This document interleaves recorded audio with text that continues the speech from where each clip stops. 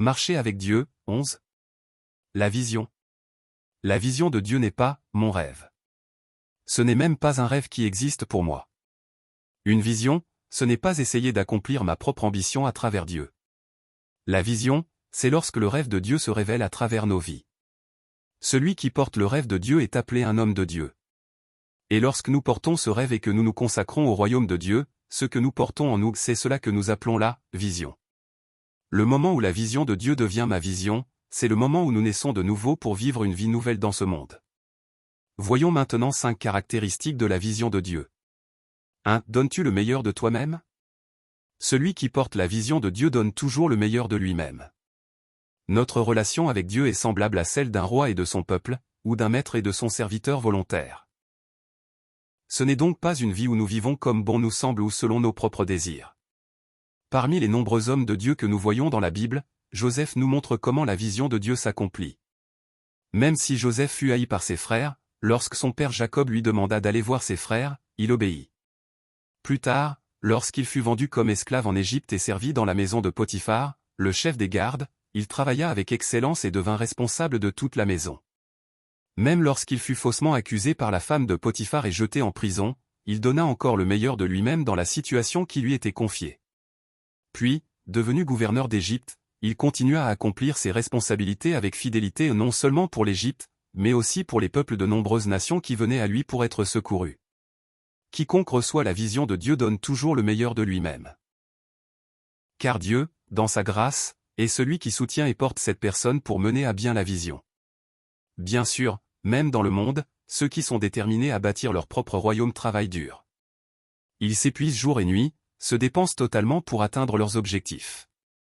Certains vont même au-delà de ce qui est juste, utilisant l'injustice et le mal pour réussir. Mais c'est précisément là que commence la différence entre la vision pour le royaume de Dieu et la vision du monde. D'où vient-elle? Pour savoir à quoi appartient notre passion et notre dévouement, nous devons nous poser la question, d'où vient cette vision? La vision de Joseph ne venait pas de Joseph. Ce n'était pas quelque chose qu'il avait demandé.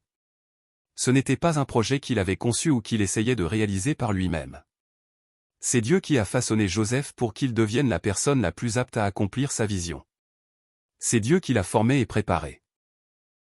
Joseph avait sûrement reçu de profondes leçons de son père Jacob, un homme qui avait appris par expérience combien la vie pouvait devenir difficile quand on vit selon sa propre volonté. Même lorsque tout semblait indiquer que Dieu était absent, Joseph apprit que Dieu voyait tout et connaissait tout. Il reçut des rêves qu'il ne comprenait pas totalement lui-même et ces rêves ne firent qu'attiser davantage la haine de ses frères. Puis il fut vendu en Égypte, vécut en tant qu'esclave et prisonnier, et à travers tout cela, il fut formé pour devenir gouverneur d'Égypte, un acteur clé dans la vision de Dieu. À travers Joseph, Dieu posa les fondations pour que son peuple devienne une nation en Égypte. Si la vision de Joseph avait été la sienne, si cela avait été un plan qu'il avait bâti sur ses propres capacités ou ses propres désirs, il aurait déjà abandonné. Car dans la réalité, sa vie semblait aller toujours plus loin de cette vision au lieu de s'en rapprocher. C'est pourquoi nous devons prendre un moment pour nous examiner nous-mêmes. Tous les efforts et le dévouement que nous offrons, est-ce que cela vient de moi? Ou est-ce que cela vient de Dieu? C'est une question très importante. Pour qui donnes-tu le meilleur de toi-même? Ceux qui portent la vision de Dieu donnent toujours le meilleur d'eux-mêmes pour le royaume de Dieu et pour le peuple de son royaume, car la vision appartient à Dieu. Même lorsque nous nous dévouons pour nos propres vies ou pour nos familles, ce dévouement doit s'accompagner de cette reconnaissance, rien ne m'appartient, et de cette confession, tout appartient à Dieu. Il ne s'agit pas de bâtir mon royaume pour moi-même ou pour ma famille. Parce que la vision de Dieu vient de Dieu, nous offrons notre temps, nos circonstances et nos vies entières à son service. Et c'est précisément ici que nous nous séparons du monde. Dans le monde, lorsque les gens se dévouent à bâtir leur propre royaume, le moi est toujours au centre. Leur passion vient de l'amour d'eux-mêmes. Même leur famille est perçue comme une extension d'eux-mêmes. Tout tourne autour du « moi ». Nous devons être capables de discerner cette différence. Si nous ne savons pas clairement pour qui nous nous dévouons, nous risquons de donner le meilleur de nous-mêmes au nom de Dieu, mais de le faire en réalité pour nous-mêmes. Et au final, nous pourrions prendre la gloire pour nous, au lieu de la rendre à Dieu. Nous devons nous souvenir de ceci, nous devons chercher premièrement le royaume de Dieu et sa justice. Que nous mangions ou buvions, ou quoi que nous fassions, nous devons tout faire pour la gloire de Dieu. Joseph avait parfaitement compris cela. C'est pourquoi il put dire à ses frères ceux-là même qu'il avait trahi et vendu. Ne vous affligez pas et ne soyez pas fâchés de m'avoir vendu pour être conduit ici, car c'est pour vous sauver la vie que Dieu m'a envoyé devant vous. Voilà 2 ans que la famine est dans le pays, et pendant 5 années encore il n'y aura ni labour ni moisson. Dieu m'a envoyé devant vous pour vous faire subsister dans le pays et pour vous faire vivre par une grande délivrance. Ce n'est donc pas vous qui m'avez envoyé ici, mais c'est Dieu. Le dévouement de celui qui porte la vision de Dieu est toujours pour le royaume de Dieu et pour son peuple. Nous ne devons pas l'oublier. Es-tu prêt à tout abandonner? La vision de Dieu commence avec Dieu.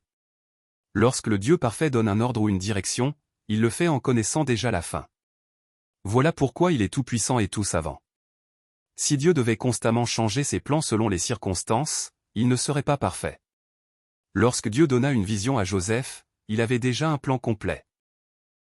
Non seulement avant la naissance de Joseph, mais même avant la création. Du point de vue de Joseph, il ne connaissait pas toute l'histoire. Cela pouvait sembler être un simple commencement. Mais aux yeux de Dieu, la fin était déjà arrêtée. C'est pourquoi Joseph ne pouvait pas abandonner. Même s'il avait voulu abandonner, la vision de Dieu ne changeait pas. Et pourtant, Dieu resta avec Joseph et le soutint à chaque étape. Même lorsque Joseph voulait abandonner, ce n'était pas quelque chose qu'il pouvait faire facilement. Et même quand il ne voulait pas abandonner, il ne pouvait pas persévérer par ses propres forces. La vision de Dieu ne s'arrête jamais car celui qui l'accomplit, c'est Dieu. Celui qui a reçu la vision de Dieu marche simplement chaque jour par la foi, en vivant le temps que Dieu lui accorde. Le résultat appartient à Dieu. Au temps de Dieu, de la manière de Dieu, Dieu accomplira son œuvre. Nous ne sommes pas les personnages principaux. Dieu l'est. Pouvons-nous le connaître dès le commencement? Jusqu'à présent, nous avons vu la différence entre un rêve que nous construisons par nos propres plans et une vision qui vient de Dieu ou une vision dans laquelle nous sommes utilisés comme des instruments au sein de son plan parfait. La vision de Dieu nous pousse à donner le meilleur de nous-mêmes pour son royaume et pour son peuple. La vision vient de Dieu. Et parce que c'est Dieu lui-même qui conduit et accomplit sa vision, c'est une œuvre que nous ne pouvons pas abandonner ni arrêter. Cependant, il y a une question qui trouble souvent ceux qui portent une vision et qui se dévouent pour le royaume de Dieu. C'est la question suivante: pouvons-nous connaître la fin de la vision dès le commencement? Pour parler simplement, la réponse est non, nous ne pouvons pas la connaître dès le commencement. Joseph, à l'âge de 17 ans, fut jeté dans une situation qu'il n'avait jamais souhaitée. Il fut emmené loin de chez lui, pour vivre comme esclave, puis comme prisonnier. D'un point de vue humain, il aurait été facile de penser, ce n'est pas juste. Mais ensuite, à l'âge de 30 ans, Joseph connut un changement radical et il devint le second personnage le plus puissant de toute l'Égypte. Cette élévation fut aussi une préfiguration de Jésus-Christ, qui allait se relever du tombeau et siéger à la droite du trône de Dieu. Mais Joseph n'a rien su de tout cela avant que la vision commence à se déployer jusqu'à l'âge de 30 ans. C'est pourquoi il dit au chef des échansons après avoir interprété son rêve: Mais souviens-toi de moi, quand tu seras heureux, et montre, je te prie, de la bonté à mon égard, parle de moi à Pharaon, et fais-moi sortir de cette maison. Joseph n'a pas tenu bon jour après jour parce qu'il connaissait déjà l'issue finale. Il n'a pas calculé ni supporté les épreuves en se basant sur un calendrier défini. C'est Dieu qui l'a soutenu, jour après jour, jusqu'au moment qu'il avait fixé, un moment connu de lui seul. C'est pourquoi nous disons, la vision de Dieu est connue de Dieu seul. Nous ne pouvons pas la connaître. Bien sûr, au fil du temps, nous pouvons commencer à regarder en arrière et comprendre certaines choses. Mais il arrive aussi que nous ne voyons jamais clairement cette vision même jusqu'à la fin de notre vie. Notre rôle est simplement de marcher par la foi, un pas à la fois, en rendant grâce pour l'appel de Dieu à chaque étape. Voilà la vie de celui qui porte la vision de Dieu.